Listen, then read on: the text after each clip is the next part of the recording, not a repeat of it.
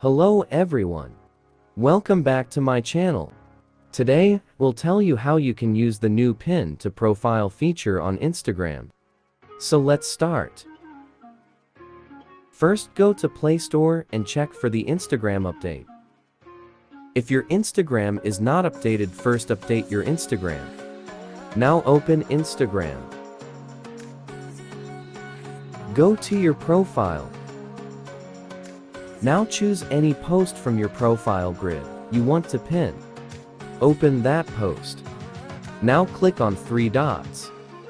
Now click on Pin to your profile.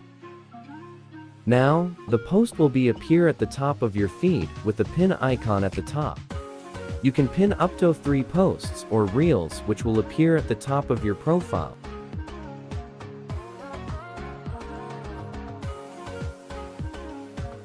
Now if you want to remove the post from pin, open the post, go to 3 dots, and click on Unpin from Profile. Now, the post has been removed from pin. Do you like this feature? Tell us in comment section. Thanks for watching.